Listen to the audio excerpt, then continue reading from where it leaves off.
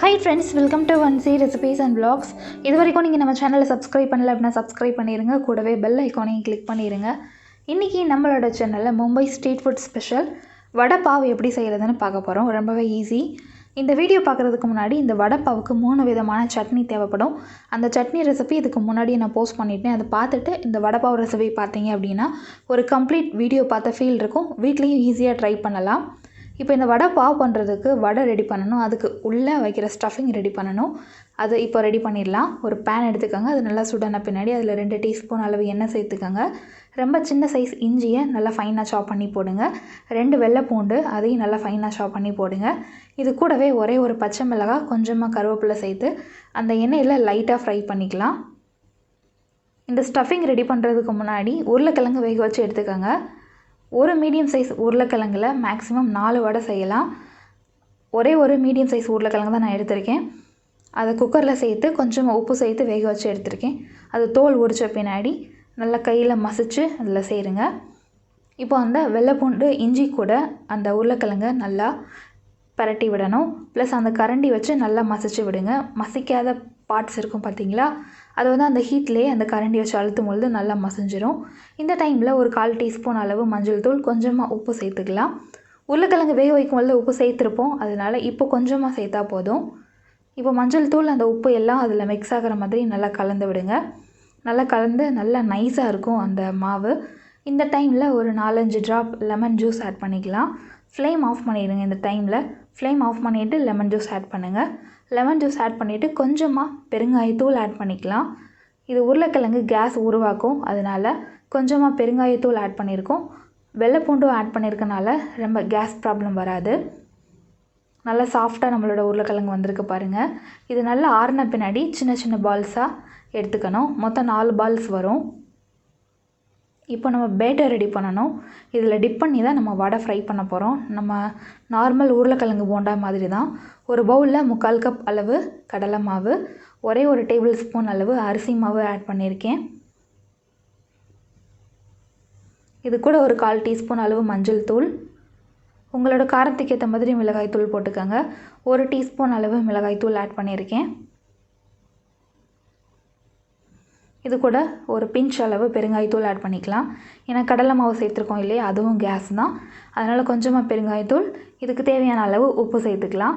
ஏற்கனவே நம்மளோட ஸ்டஃபிங்லேயே உப்பு இருக்கும், அதனால் இதுலேயும் உப்பு வந்து கொஞ்சம் கவனமாக தான் சேர்க்கணும். இப்போது சோடா உப்பு கொஞ்சமாக சேர்த்துக்கலாம். இது ஒரு ஆப்ஷனல் தான், தேவையில்லை அப்படின்னா சேர்க்க தேவையில்லை. இது சேர்த்தோம் அப்படின்னா நல்லா கிறிஸ்பியாக நல்லா சூப்பராக கிடைக்கும். இப்போது கொஞ்சம் கொஞ்சமாக தண்ணி சேர்த்து நல்லா திக்கான பேட்டராக ரெடி பண்ணணும். அந்த உருளைக்கிழங்கை அந்த மாவில் டிப் பண்ணி எண்ணெயில் ஃப்ரை பண்ணணும். ஸோ அந்த பேட்டர் வந்து அந்த உருளைக்கிழங்குலாம் நல்லா ஒட்டணும். அதனால் ரொம்ப திக்காகவும் அந்த மாவை மிக்ஸ் பண்ணிடக்கூடாது, ரொம்ப தண்ணியாகவும் இருக்கக்கூடாது. இப்போ அந்த கன்சிஸ்டன்சி பாருங்கள். இந்த அளவு கன்சிஸ்டன்சி இருக்கணும். நம்மளோட வாழைக்காய் பஜ்ஜி, நார்மல் அப்பள பஜ்ஜி இந்த மாதிரி போடுவோம் பார்த்தீங்களா, அந்த பஜ்ஜி மாவு கன்சிஸ்டன்சியில் இருக்கணும். இப்போ நம்ம ரெடி பண்ண அந்த உருளைக்கிழங்கு பால்ஸ் இருக்குது பார்த்தீங்களா, அதை அந்த மாவில் நல்லா பரட்டி நம்ம காய வச்சுட்டு இருந்த எண்ணெயில் டீப் ஃப்ரை பண்ணி எடுக்கணும். நம்ம அந்த பேட்டர் ரெடி பண்ணிட்டு இருக்கும் பொழுது எண்ணெயும் காய வச்சுட்டிங்க அப்படின்னா ஈஸி. அந்த உருளைக்கிழங்கை டிப் பண்ணி ஈஸியாக எண்ணெயில் ஃப்ரை பண்ணிக்கலாம். மொத்தம் 4 வடை வந்திருக்கு இல்லையா, அந்த 4 வடையும் ஒரேதாக சேம் டைமில் நம்ம எண்ணெயிலேருந்து ஃப்ரை பண்ணி எடுத்துக்கலாம். 2 சைடும் நல்லா கிறிஸ்பியாக வந்த பின்னாடி எடுங்க. பாருங்கள், ஒரு சைடு நல்லா வெந்துருச்சு, அடுத்த சைடு திருப்பி போட்டிருக்கோம். இப்போ 2 சைடும் நல்லா கிறிஸ்பியாக வெந்திருக்கு. இந்த டைமில் எல்லா வடையும் அந்த எண்ணெயிலேருந்து ஃபில்டர் பண்ணி எடுத்துக்கலாம். மீதி கொஞ்சம் அந்த கடலை மாவு மிக்ஸு இருக்கும், அதை வந்து வேஸ்ட் பண்ண தேவையில்லை. அது அந்த எண்ணெயிலே இந்த மாதிரி காராபூந்தி மாதிரி சுற்றி போட்டு விட்டோம் அப்படின்னா அது நல்லா ஃப்ரை ஆகி வரும். அதையும் நம்ம அந்த வடை பாவு கூட வச்சு சாப்பிட்லாம், வேஸ்ட் பண்ண தேவையில்லை. இப்போது நம்மளோட வடை ரெடி ஆயிடுச்சு. பாவ் பன் கடையிலே கிடைக்கும். வீட்டில் எப்படி பண்ணுறதுன்னுங்கிற வீடியோ கூடிய சீக்கிரம் நான் அப்லோட் பண்ணுறேன். ஃபைனலாக அந்த சூடான எண்ணெயில் ஒரு 4 பச்சை மிளகாயை ஃப்ரை பண்ணி எடுத்துக்கலாம்.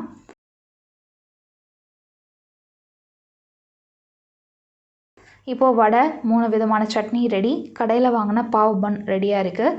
அந்த பன்னை 2 ஸ்லைஸராக கட் பண்ணிக்கோங்க. கட் பண்ணி நம்ம ரெடி பண்ண க்ரீன் சட்னி ஃபஸ்ட்டு லேயராக ஆட் பண்ணுங்கள். அடுத்து நம்ம ரெடி பண்ண அந்த கார்லிக் சட்னி இருக்குது பார்த்தீங்களா, ட்ரை கார்லிக் சட்னி, அதை ஒரு லேயரை அப்ளை பண்ணிவிட்டு அதுக்கு மேலே ஸ்வீட் சட்னி அப்ளை பண்ணுங்கள். வச்சுட்டு நம்ம ரெடி பண்ண ஒரு வடையை எடுத்து அதில் வச்சிடலாம். இது கூடவே ஒரு ஃப்ரை பண்ண பச்சை மிளகாய், அடுத்து லாஸ்ட்டாக கொஞ்சம் மாவை நம்ம ஃப்ரை பண்ணோம் பார்த்தீங்களா, அதையும் கொஞ்சம் வச்சு அப்படியே சாப்பிட வேண்டியதான். ரொம்பவே ஈஸி, ரொம்பவே சூப்பராக இருக்கும்.